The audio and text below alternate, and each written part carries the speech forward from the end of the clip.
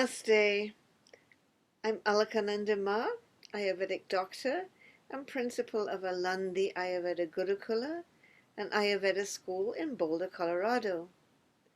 In the last couple of weeks, we've been talking about how to avoid getting COVID or getting reinfected, and about the long-term hazards for people who appear to be over a mild case of COVID.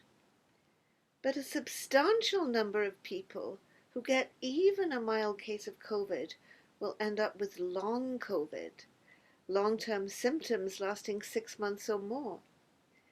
Estimates of how many people are getting long COVID vary from at least 10% at the low end to over 50%, according to a recent study.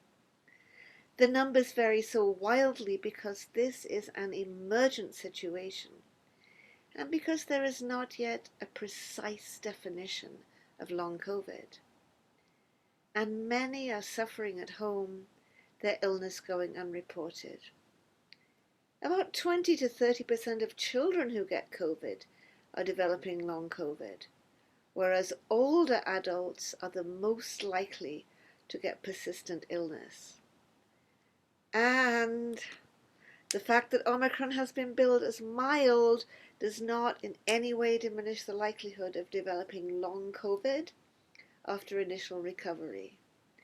Data is emerging that points to long COVID being a multi-organ condition that impairs the heart, pancreas, kidneys, liver, spleen, and lungs.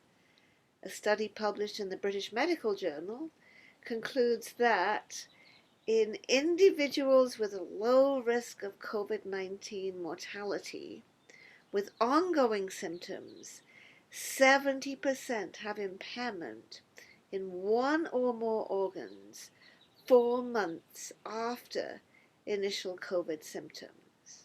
In other words, you may be young and healthy. You might feel fed up and done with the pandemic. You might have decided it's an elderly person's problem and you can get a light case and get it over with.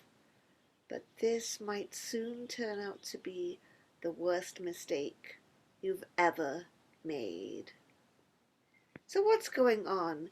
Why would you feel fatigued and breathless, plagued by aches and pains, palpitations and brain fog months after getting COVID? The little powerhouses of every cell of your body, your mitochondria, might hold the answer.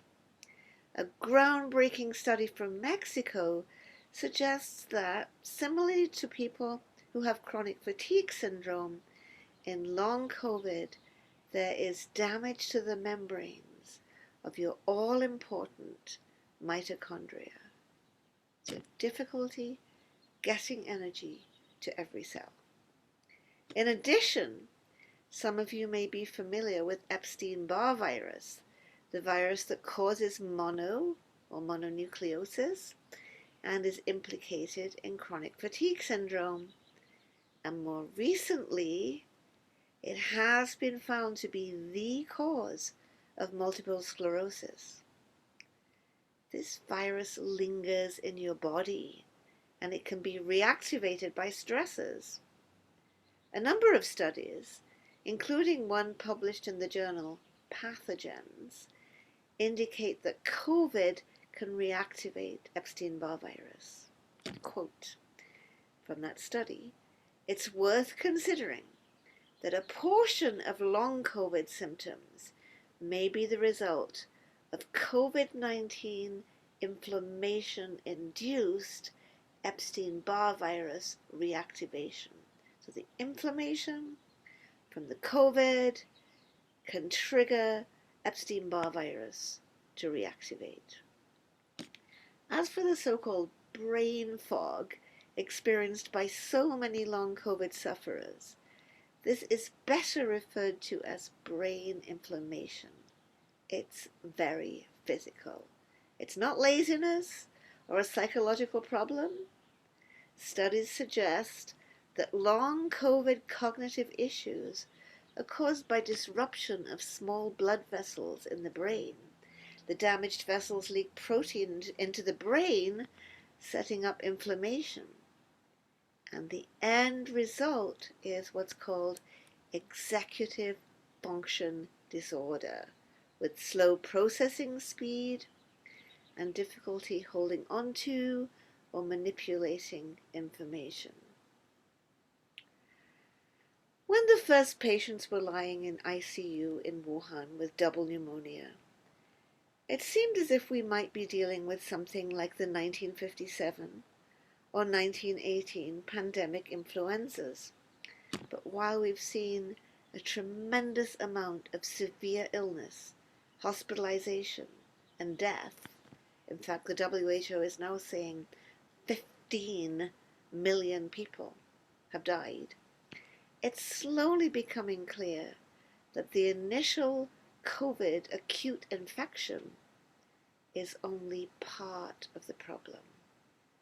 Unlike influenza, SARS-CoV-2 is capable of causing long-term morbidity and disability.